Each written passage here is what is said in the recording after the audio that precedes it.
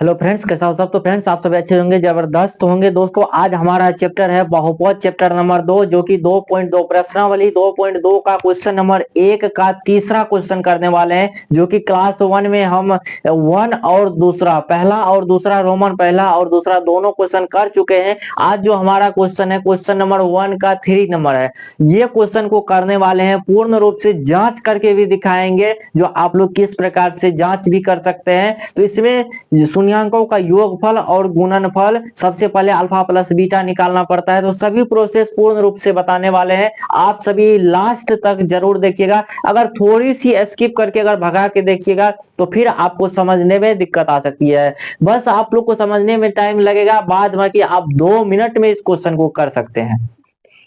चलिए दोस्तों, स्टार्ट कर लेते हैं क्वेश्चन नंबर 3। तो यहाँ पे सबसे पहले आपको करना क्या है, क्वेश्चन को सेम रखना है। 6x², ये जो 7x दिख रहा है इसको कर लेना है ये साइड। 3x दिख रहा है, -3x को कर देना है इधर। अब लिखना है संगत समीकरण से, संगत संगत समीकरण से बराबर 0 कर देना है। 6x² -7x-3 बराबर 0।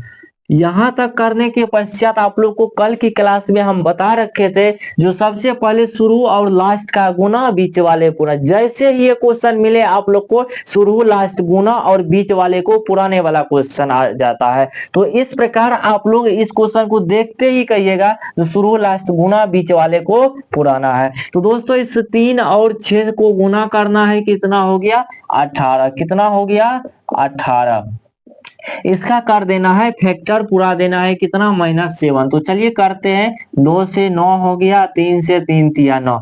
दोस्तों, पुराना कितना है -7x, 3 दूनी 6 और 9 तो नहीं होगा, 3 तिया 9 और 2, 9 और 2 को घटाएंगे तो 7x फूट जाएगा, वो पुराना है माइनस में। अगर 9 - 2 करते हैं तो 7 आएगा प्लस में, 2 - 9 करते हैं तो 7 आएगा माइनस में। ये वाला आपको करना है। तो चलिए दोस्तों, यहाँ करके दिखाते हैं कैसे करना है। तो सबसे पहले स्टार्टिंग में x² वाला लिखना है, 6x² माइनस बीच वाला पुराना है, तो 2x में से 9x को घटाना है। 2x में से 9x को घटा देंगे, क्या -7x फूट जाएगा, -3 बराबर 0। क्या यहाँ तक समझ में आया। अब देखते हैं, अब ले लेते हैं कोमा। कोमा क्या लेंगे, ये 2x, ऐसा वह संख्या कोमा लेना है ताकि दोनों में वह संख्या होना चाहिए। 2x इसमें भी है, 2x इसमें भी है, 2x ले लिए कॉमन। 2x कॉमन ले लिए तो बच गया, कितना गया 3x। जब गुना कीजिएगा, 3 दूनी 6, x गुना x² 6x² हो गया। पूर्व भी जाना चाहिए गुना करने के पश्चात, प्लस 2x बाहर ही आ गया, कितना बच गया, एक कोष्ठ हो गया बंद। अब ले लेना है कितना 3x देखना है, वह सोच करके लेना है जो या दोनों में क्या कॉमन आ रहा है। यहाँ दोनों में, इसमें भी 3 है, इसमें भी 3 है, तो 3 - 3 को ले लेते हैं बाहर। -3 को क्या करेंगे, बाहर ले लेंगे। अंदर में बच गया 3 तिहाई 9, 3x बच गया, माइनस बाहर आ गया, अंदर प्लस बच गया। यहाँ 3x 3 चले गया बाहर, तो यहाँ बच गया 1 बराबर 0। दोस्तों, अब करना क्या है, जो बाहर को बाहर के साथ रख देना है, 2x - 3। जो अंदर वाला है ना, वो हमेशा सेम आना चाहिए। या तो ये वाला ले लो या तो ये वाला ले लो, दोनों में से किसी एक को उठा करके यहाँ रख देना है। 3x + 1, ये वाला को उठा करके यहाँ रख दिए, बराबर क्या है 0। दोस्तों, अब करना क्या है, जो जब भी दो गुना के रूप में हो, दो कोई भी संख्या गुना के रूप में हो, चर अचर पर जो भी, और आगे में 0 लगा हो बराबर के साथ, एक तो इसका, ये जो संख्या होगा इसके बराबर होगा, ये संख्या इसके बराबर होगा, 0 के बराबर। तो ठीक उसी प्रकार करते हैं, 2x - 3 बराबर 0, एक बार हो जाएगा 3x + 1 बराबर 0। तो दोस्तों, 2x बराबर 3x माइनस में है, उधर चले गया प्लस में। 3 जो है, ये -3 जो है माइनस में है, उधर गया तो प्लस में। x बराबर हो गया 3/2। इसके बाद चलते हैं ये साइड, 3x बराबर +1 को उधर भेजेंगे, -1 x, ये गुना में है, उधर गया भागा में, ये हो गया दूसरा मान। ये जो है ये पहला मान अल्फा कहलाता है। क्या कहलाता है? पहला मान ही अल्फा। दूसरा मान क्या कहलाता है? तो बीटा कहलाता है, -1/3। क्या यहाँ तक आप लोग को क्लियर है? चलिएगा दोस्तों, यहाँ तक क्लियर होने के पश्चात आप लोग को करना क्या है? इसकी जांच भी करनी है।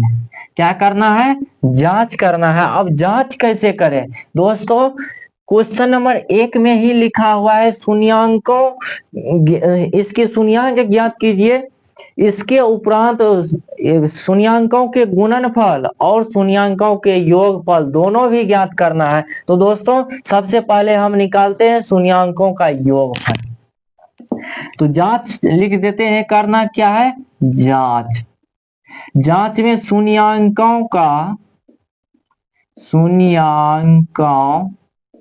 का योग, शून्यांकों का योग यानी कि अल्फा प्लस बीटा। आप लोग को पता होना चाहिए अल्फा प्लस बीटा बराबर सूत्र क्या होता है? शून्यांकों का योगफल बराबर, तो इसका होता है -b/a। एक चीज और आप लोग को कल बताए थे, जो बहुपद का व्यापक रूप होता है ax² plus bx plus c, है ना।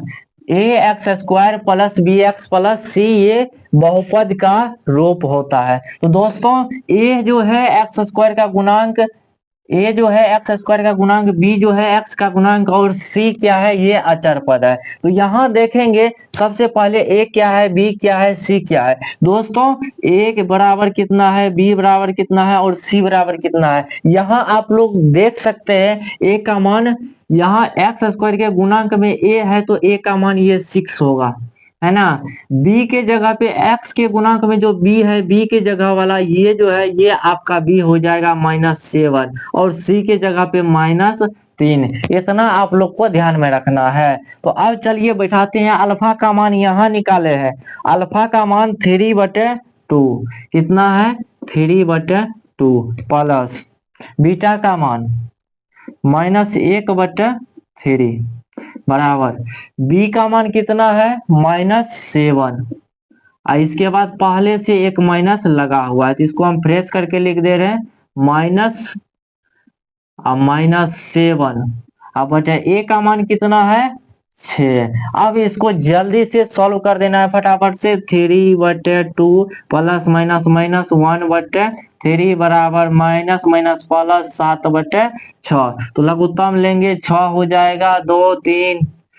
2 तिहाई 6 यानी 3 तिहाई 9 माइनस 3 दूनी 6, 2 चले गया ऊपर 7/6 घटा दो, 7/6 बराबर 7/6। ये जो है शून्यांकों का योगफल क्या निकला? 7/6। ये इधर भी 7/6, इधर भी 7/6। ये हो गया आपका LHS बराबर RHS। ठीक इसी प्रकार आपको सॉल्व करना है एक शून्यांकों का गुणनफल। क्या करना है? शून्यांकों का गुणनफल। शून्यांकों का गुणनफल का सूत्र क्या होता है?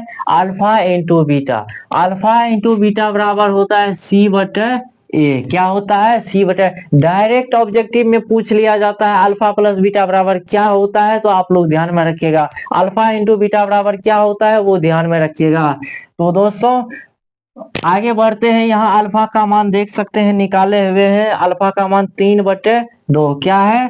3/2 है, इंटू बीटा का मान -1/3, -1/3 बराबर सी का मान बताइएगा -3 बटे कितने है?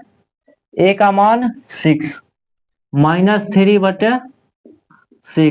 इसको गुना कर लेना है फटाफट से। ये 3 गुना -1 तो -3, 3 दूनी 6 बराबर -3/6।